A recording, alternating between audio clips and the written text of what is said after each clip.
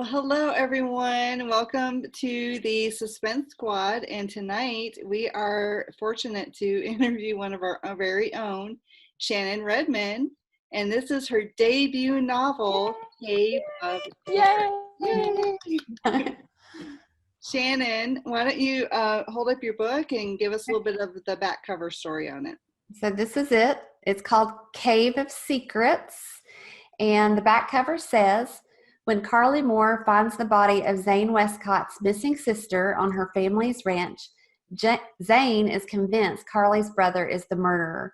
But Carly's sure Zane is wrong, and she'll prove it if the killer doesn't take them out first.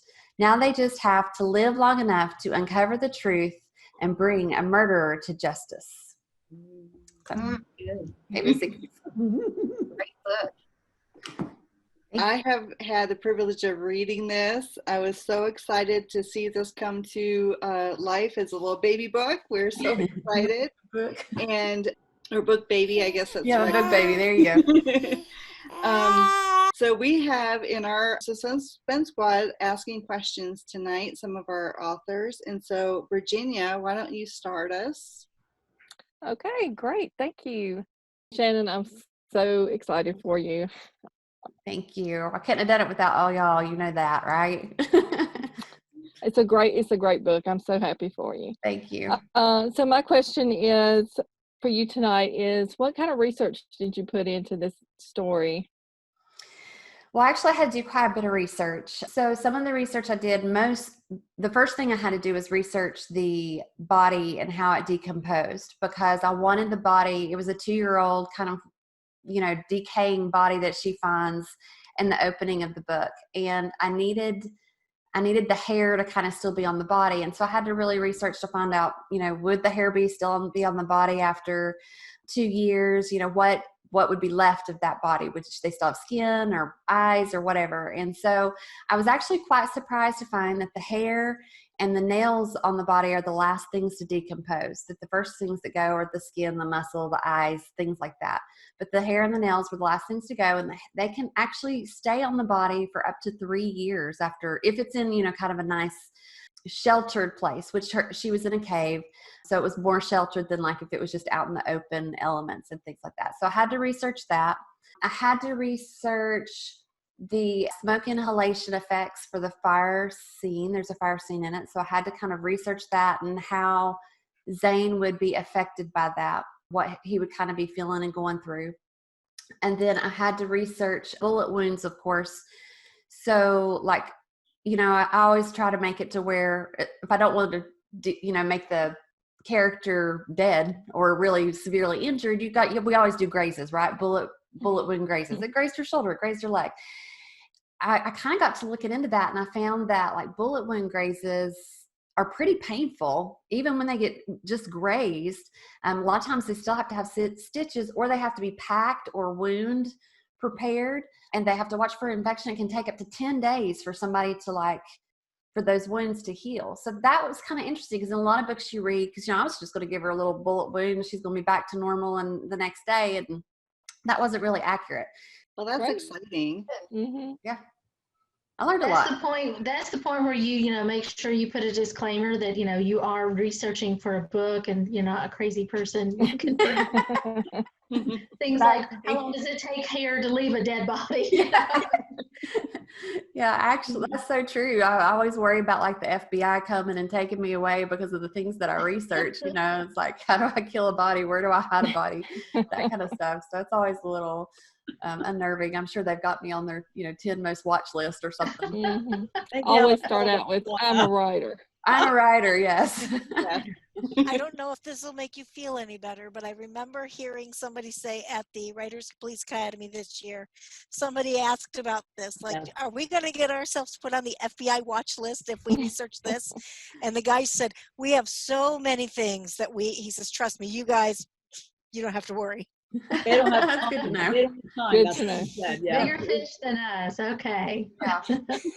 Yeah, I guess they do have a little bit bigger fish to fry. Probably, I'm figuring that most people that commit those kinds of crimes are probably, they probably don't talk about it so much on the internet. Yeah, maybe. Go do it. Well, Darlene, I think you have another question. I do. Congratulations, Shannon. I'm so happy for you. Thank And you. I absolutely love the book. Thank you. So my question to you is, do you use personalities of people you know for your characters? I tend to take different aspects of people's personalities and put into my characters. So it may not be, I might not use somebody's entire personality. Like I won't, I might pick some people if I, especially if I don't like them, I might make them my villain or something like that. Or if they've made me mad, then I make them my villain. But it's probably more that I pick different aspects of different people's personalities and kind of put them into my character, like how they would react to a scene, or, if when I create that character, if I need her to be like a nervous person, I would think, is there somebody in my life that I've experienced that kind of characteristics, and how do they act? And then I pull those pieces into my characters. Right. So I can't really say that I've actually created a character based off of one specific person's personality, but that's probably a good thing, because they might recognize it. They probably would, and then I probably wouldn't have a friend anymore. So I certainly keep people in mind when I'm creating those characters, but I try to let them be their own person and their own creation. Hope, how about you? Do you have a question for Shannon? Oh, sure. And first of all, let me say, like everybody else, congratulations, Shannon. We're so excited for you. And I remember when you were just writing this book, and you had sent a couple of the first chapters over to our critique group, and it's so cool to see it from there, and then to have it in your hand and see that your book baby has been birthed into the world. So congratulations. Thank you. It's a great feeling. So I was wondering about your process of writing, and when you're writing, are you one of the people who has to have complete silence? Do you like to have music playing? What kind of music, if you have music? Tell us a little bit about your process. I kind of think I'm a little bit ADD, so I have to have silence or white noise. I love music, and I like to sing in the shower and sing around my house. So if I have music playing, I will end up singing and not writing, or I won't be able to concentrate on what I'm writing. So I have to keep it. It either has to be, if I listen to any music, it would be classical, no words, or white noise, or just complete silence. So sometimes you'll see me, like if I get tired of my writing room, which I'm in right now, and I go into the living room to kind of just be with my family and write in there, I'll have headphones in with white noise playing, so I can kind of, get rid of all the distractions. And I think most people don't understand the level of concentration it takes to dive into that character's world and into that story. Even my own family, I'll be typing and I'll be writing, and they'll be asking me questions like, stop, because I can't focus. It pulls you out of that world. And then it takes you like a while to get back to where you were. Mm-hmm. And so I have to kind of go somewhere, shut the door if I really need to like focus on it heavy and not be distracted. So music distracts me, unfortunately. I wish I was one of those people that could play like some good, worship music in the background, but I'll just end up singing or crying or something like that. So I'm the same way. Yeah. Totally understand what you're saying. Yeah. I'm completely the same way too. I put on like nature sounds and stuff like that. So.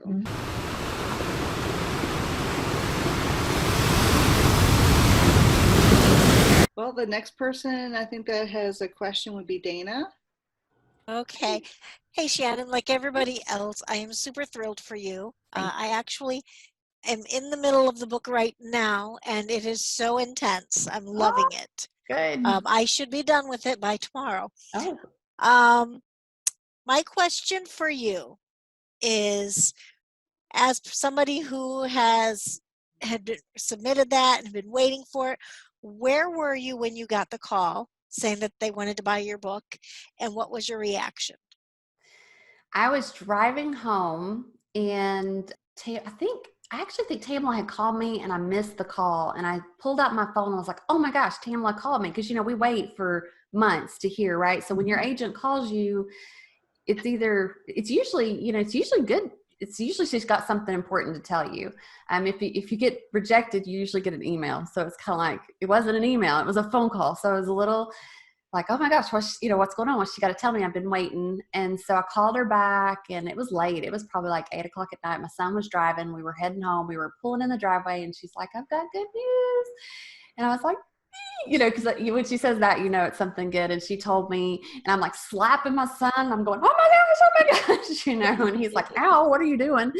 And so I think I screamed like, you know, I was screaming like, yes, or something. Yes, I want, you know, yes, I'll sign, just send me the stuff. And then of course, once I got out of and I thanked her profusely, because she's such a big, you know, help in our careers, and she does so much for us, and being able to submit things like that, and reading our works and all that kind of stuff. So, and then I think got out, my son left, and like he went in the house, and I'm sitting there still talking to her, screaming, having a good old time in his car. And then I got out and went in and like, you know, yelled at my husband and told him, and then called, you know, my mama, because my mama's a big reader, and she was all excited. So that was what I did that first time. But it was a wonderful, wonderful call to get. Very nice. And for those of us, or for those who might not know who Tamala is, could you give us Sure. a little bit about Tamala? Yeah, Tamala, her name is Tamala Hancock Murray. She is my agent, as long as many of our agents on this meeting right now. And she works for the Steve Lobby Agency. She's been in the publishing industry for years. She's just a huge support and help to all of us, and helping us get our careers on track and promoting us. So, you know, thank you to her, because she's been a godsend